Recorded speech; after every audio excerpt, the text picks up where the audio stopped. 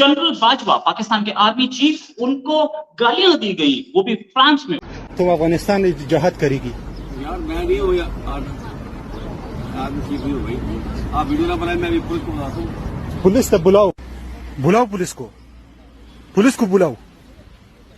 पेंचोत गांडू कि एक शख्स जो है वो जनरल बाजवा की वीडियो बना रहा है, साथ उनकी अहलिया भी जो है वहाँ पे मौजूद हैं, और उसके बाद वो शख्स पहले कुछ गुफ्तगू करता है और उसके बाद गालियां देना शुरू करता है और बड़ी वाहियात किस्म की गुफ्तगू करता है। एक अफगानी नागरिक ने उनको पहचाना और पहचान के जो गालियां दी, नफरत है अफगानियों के दिल में इन पाकिस्तानियों के लिए। क्यों? क्योंकि इन पाकिस्तानियों ने अफगानिस्तान को बर्बाद किया है। और साथ साथ जनरल बाजवा को लाइफ टाइम एक्सटेंशन ऑफर किसने की? इमरान खान साहब ने की। उनको 3 साल की मजीद एक्सटेंशन किसने दी? इमरान खान साहब ने दी। टीवी पर आकर हमें कहा कि इनसे बेहतरीन जर्नैल पाकिस्तान की तारीख में आया ही नहीं है। और जैसे ही वो उनके खिलाफ हुआ तो उन्होंने कहा कि ये तो जानवर हैं, ये तो न्यूट्रल तो जानवर होता है, इसीलिए।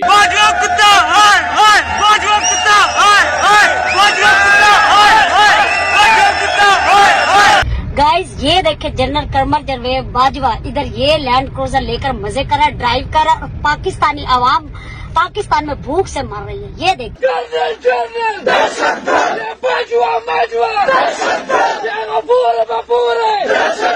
जय हिंद दोस्तों, स्वागत है आपका भारत बुलेटिन चैनल पर। दोस्तों, पाकिस्तान के पूर्व सेना प्रमुख जनरल कमर जावेद बाजवा को उनकी पत्नी के साथ फ्रांस में व्यक्तिगत यात्रा के दौरान मौखिक रूप से निंदा की गई। एक ऐसा वीडियो वायरल हुआ है जिसमें एक व्यक्ति जो अफगानिस्तान से हैं, वो कमर बाजवा को गालियों भरी भाषा का इस्तेमाल करते हुए जोरदार आपत्तिजनक शब्दों से भरे हुए सुनाई देता है। मीडिया की रिपोर्टों के अनुसार यह व्यक्ति अफगानिस्तान का रहने वाला है। बाजवा उस व्यक्ति से कहते हैं कि उन्हें खुद को फिल्म करने की अनुमति नहीं है, लेकिन उस व्यक्ति वीडियो शूट करना और बाजवा की बेइज्जती करना जारी रखता है। इस घटना ने व्यापक ध्यान प्राप्त किया और सोशल मीडिया प्लेटफॉर्मों पर पर्याप्त प्रचार प्राप्त किया। यह वीडियो अफगान सहयोगियों और पाकिस्तानी सेना के बीच तनाव और द्वेष को दर्शाता है। ये घटना पाकिस्तान और अफगानिस्तान के बीच संबंधों पर चर्चाएं और विचार विमर्श को जगाने के लिए बाध्यकारी हुई है। इस मामले पर पाकिस्तानी सरकार ने गंभीरता से प्रतिक्रिया दी है। पाकिस्तान के मंत्रिमंडल ने इस घटना को निंदा की है और अफगान सरकार से इस मामले की तत्परता की मांग की है। वे इस हादसे को द्विपक्षीय संबंधों और समझौतों की पुष्टि करने का एक उदाहरण मानते हैं। पाकिस्तान की सरकार ने यह भी दावा किया है कि वे इस घटना के लिए उचित उत्तर देने के लिए आवश्यक कदम उठाएंगे और यात्रियों की सुरक्षा की गारंटी देने के लिए सुनिश्चित करेंगे। तो दोस्तों, इस खबर पर अधिक जानकारी के लिए आइए बढ़ते हैं वीडियो की तरफ। और दोस्तों, हमें खुशी होगी यदि आप हमारे चैनल को सब्सक्राइब करें। आपकी मूल्यवान टिप्पणियों की प्रतीक्षा है, कृपया उन्हें कमेंट बॉक्स में साझा करें। धन्यवाद और शुभकामनाएं।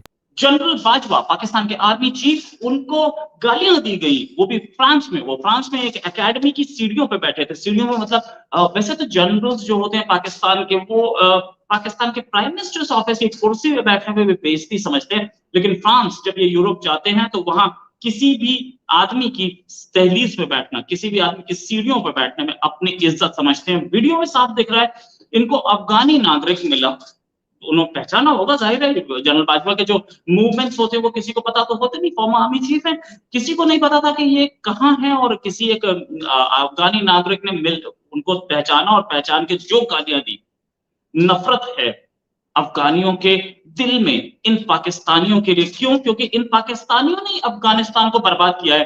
पहले मैं आपको दिखाता हूं ये वीडियो क्या गालियां दी, और मैं इस वीडियो को म्यूट नहीं कर रहा हूं, गालियां सुनिए ताकि आपको पता चले कि सिर्फ इंडियन इनसे नफरत नहीं करते, सारे लोग करते हैं। तुम अफगानिस्तान में जहाद करेगी यार, मैं नहीं हूँ आर्मी चीफ नहीं हूँ भाई। आप वीडियो ना बनाए, मैं भी पुलिस को बुलाता हूँ। पुलिस तब बुलाओ, बुलाओ पुलिस को बुलाओ। पेंचोत गांडू दाउगुर पाकिस्तान दे पाउज मशर कुनी बाजवा टूल मरे कोन ورکه ولا وزل ترغله د پاروپا کې کون ورکه پس پینه ګیره د ورثره ناس د خزه سره چې شو کی تاسو سره وصل د ګور غږیږم خزه ورته ونه غږیږي ویډیو درنه کوي غل وس ناستا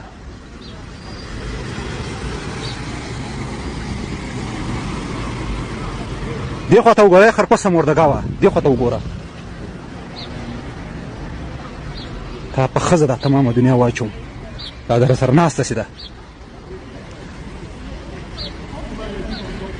د راځي په افغانستان کې جهاد کوي خپل دلته لګیا د پسپینه کې دا کونه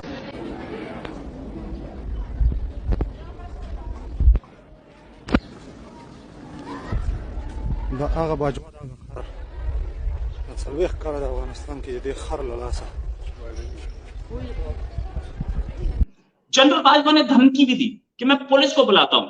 हालांकि ये धमकी देते हैं कि हम इंडिया को जवाब देंगे और हम अफगानिस्तान को देख लेंगे और हमारी आर्मी अफवाज पाकिस्तान, बहुत धमकियां बहुत देते हैं ये, इनका एक्शन कुछ होता नहीं है ना। क्यों? क्योंकि इनको पता है कि धमकी से काम बन सकता है, आगे कभी तलवार निकलेगी तो उसमें तो जंग लगी हुई है। धमकी दी पुलिस बुलाने की, जब सामने वाले ने बोला बुला पुलिस, मैं भी देखता हूं, तो पुलिस बुलाई नहीं, उठकर चले गए। आप वीडियो ना बनाए, मैं अभी पुलिस को बुलाता हूँ। पुलिस से बुलाओ, बुलाओ पुलिस को।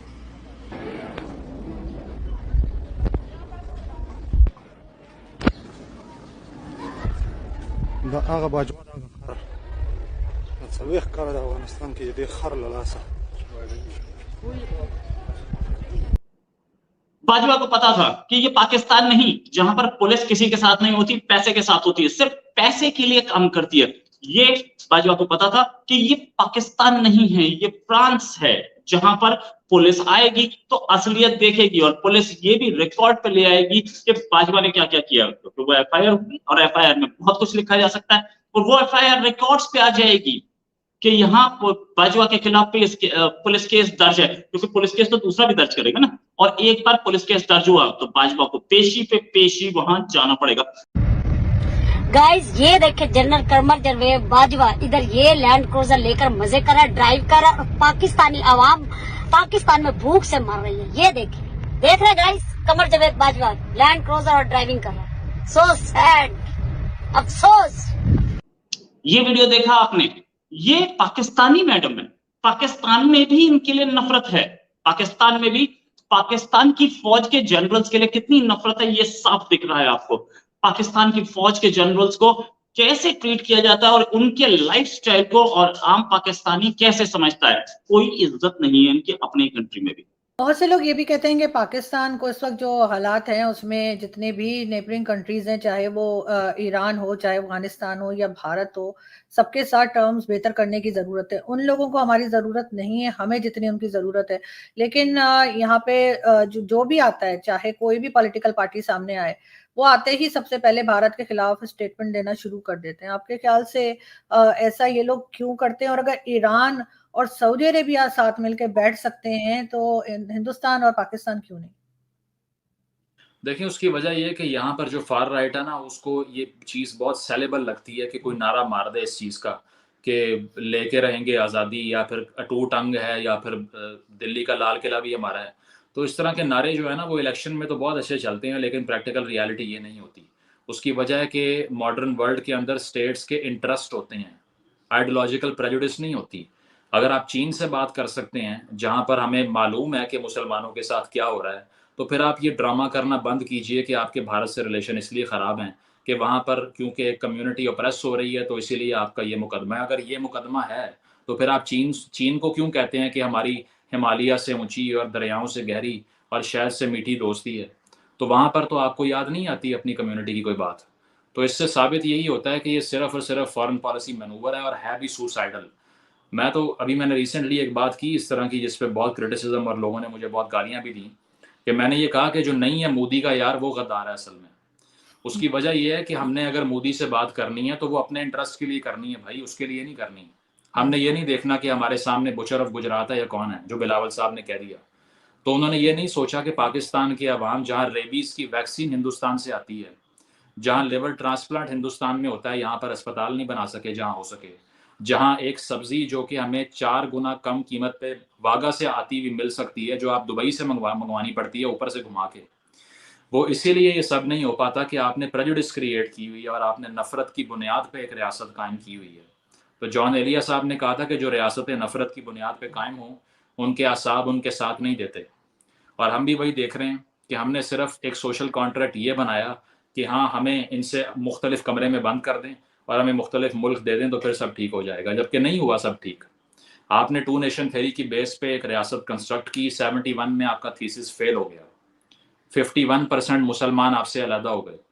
तो साबित ये हुआ कि अब ज़रा ह्यूमनिज्म की बात करें, अब मज़ाहिब की बुनियाद पे, आइडियोलॉजी की बुनियाद पे प्रेजुडिस को छोड़ दें और साथ साथ अगर कोई भी कॉपरेट नहीं करेगा इस खिते में रहते हुए हिंदुस्तान से, which is the 4th largest economy in the world at this point, तो उससे बड़ा बेवकूफ़ी कोई नहीं है। तो ये सारे पॉलिटिशियंस जो हैं इनमें विजन की बहुत कमी है। इनको नहीं इल्म के आने वाली नस्लें लड़ के जिंदा नहीं रह सकती।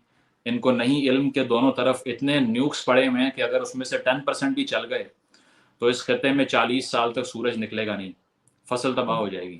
तो ये जिंगोइज्म की और जंग की जो बातें करता है, दे लैक विजन एक्चुअली, और वो सिर्फ पैटी वोट्स लेने के लिए इस तरह की बातें करते हैं। जिसमें भी विजन होगा, जिसमें भी थोड़ा सा डेप्थ होगी, वो ऐसी हरकतें नहीं करेगा। इसीलिए मैं समझता हूँ कि PMLN की जो इंडिया की पॉलिसी थी वो शायद पीपल्स पार्टी से और PTI से बहुत बेहतर थी।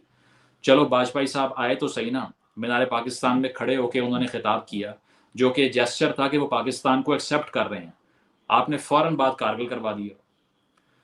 तो आपको चेंज करना पड़ेगा इस सारे पैराडाइम को जो 70 साल से क्रिएट करके आपको कुछ नहीं मिला। तो एक रियलिस्टिक और एक कहना ये चाहिए कि एक रियलिज्म बेस्ड फॉरेन पॉलिसी चाहिए।